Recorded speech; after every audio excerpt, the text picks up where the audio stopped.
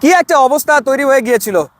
আমেরিকার বিপক্ষে বাংলাদেশ না আবার টি-20 সিরিজে হোয়াইট ওয়াশ হয়ে যায়, সেই শঙ্কা দূর হয়েছে এবং মুস্তাফিজের দুর্দান্ত বোলিংয়ে বাংলাদেশ যুক্তরাষ্ট্রের বিপক্ষে সিরিজের শেষ টি-20 ম্যাচটা জিততে সক্ষম হয়েছে।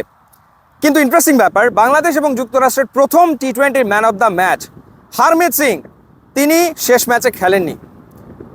দ্বিতীয় টি-20 ম্যাচ যেটা জিতলো যুক্তরাষ্ট্র এবং সিরিজ জয় নিশ্চিত হলো, সেই ম্যাচের man of the match Ali Khan, তিনিও তৃতীয় টি-20তে খেলেননি। সব মিলিয়ে 4টা পরিবর্তন নিয়ে যুক্তরাষ্ট্র তৃতীয় টি-20তে বাংলাদেশের বিপক্ষে খেলতে নেমেছে। অর্থাৎ তারা আসলে তাদের বেঞ্চ স্ট্রেংথ দেখতে চেয়েছে তৃতীয় ম্যাচটা, যেহেতু তাদের আসলে সিরিজ জয় নিশ্চিত হয়ে গিয়েছিল। এবং আরেকটা পয়েন্ট হচ্ছে, ম্যাচ শেষে স্টুয়ার্ট ল, যিনি যুক্তরাষ্ট্রের এই মুহূর্তে হেড কোচ, যিনি একসময় বাংলাদেশ টিমেরও হেড কোচ ছিলেন, পরবর্তী সময় বয়সভিত্তিক দল নিয়ে কাজ করেছেন, সেই স্টুয়ার্ট লয়ের কাছে আমি জানতে চেয়েছিলাম যে প্রথম দুটো টি-20 ম্যাচে বাংলাদেশের পারফরমেন্সে সে আসলে সারপ্রাইজ হয়েছে কিনা, যে বাংলাদেশ এতটা খারাপ ক্রিকেট খেললো। এবং তিনি যে কথাটা বলেছেন সেটা হচ্ছে, যুক্তরাষ্ট্র বাংলাদেশের চেয়ে অনেক বেশি প্যাশনেট ছিল এই সিরিজ নিয়ে। অর্থাৎ বাংলাদেশের প্লেয়ারদের ভেতরে তিনি সেই প্যাশনটা দেখতে পাননি। বাংলাদেশ আসলে প্রথম দুটো ম্যাচ কিছুটা লাইটলি হয়তো নিয়ে ফেলেছিল এবং সেটার প্রমাণও পাওয়া যায়। হ্যাঁ, একটা লম্বা ভ্রমণ ক্লান্তি ছিল বাংলাদেশ থেকে যুক্তরাষ্ট্রে আসার, কিন্তু তারপরেও বাংলাদেশ একের পর এক অপশনাল প্র্যাকটিস সেশন রেখে গেছে। অর্থাৎ সবাইকে প্র্যাকটিস করতে হবে এই ধরনের কোনো সেশন হাথুরু সিং আসলে রাখেননি। একটা মাত্র সেশন পুরো টিম একসাথে প্র্যাকটিস করেছিল এবং বডি ল্যাঙ্গুয়েজের ভেতরে এটা স্পষ্ট ছিল প্রথম দুটো টি-20 ম্যাচে যে বাংলাদেশ আসলে খুব সিরিয়াসলি এই সিরিজটা খেলছেন না। কিন্তু যখন দুটো ম্যাচ হেরে দেয়ালে আসলে পিঠ থেকে গিয়েছিল, তখনই আসলে বাংলাদেশ তাদের সিরিয়াসনেসটা খেলায় ফিরিয়ে এনেছে এবং তারপরে বাংলাদেশ হারাতে সক্ষম হলো যুক্তরাষ্ট্রকে তৃতীয় টি-20 ম্যাচে।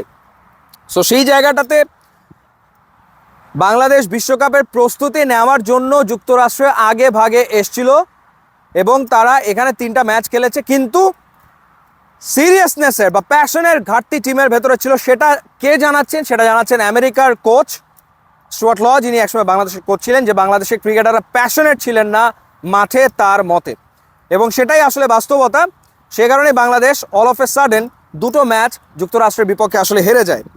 তো যাই হোক, যুক্তরাষ্ট্র তাদের বেঞ্চ স্ট্রেংথ পরীক্ষা করে দেখেছে, কিন্তু বাংলাদেশ পূর্ণশক্তির দল নিয়ে আসলে মাঠে নেমে ম্যাচটা জিতেছে। এবং যেখানে উল্লেখযোগ্য হচ্ছে তানজিদ হাসান তামিমের 58 রানের ইনিংস এবং সৌম্য সরকারের 43 রানের ইনিংস, সেখান থেকে একটা ব্যাপার স্পষ্ট হয়ে গেছে যে এই মুহূর্তে সম্ভবত তানজিদ হাসান তামিমই বাংলাদেশের 1 নম্বর ওপেনার। জিম্বাবুয়ের এগেনস্টে 5 ম্যাচে টি-20 সিরিজ খেলেছেন, যুক্তরাষ্ট্রের বিপক্ষে খেললেন, 3টা 50 তার হলো।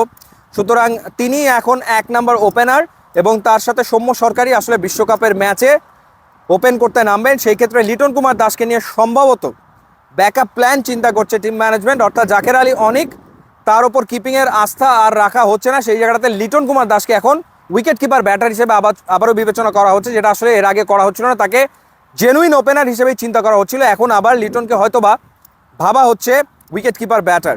সো এইটা একটা গেমে একটা চেঞ্জ, ডেফিনেটলি নতুন plan. Liton Kumar Das wicket keeper batter হিসেবেই এখন প্লেইং 11-এ বিবেচিত হবেন বলে মনে হচ্ছে, যেহেতু জাকের আলী অনিকের উইকেট কিপিং খুব একটা পছন্দ হয়নি টিম ম্যানেজমেন্টের কাছে।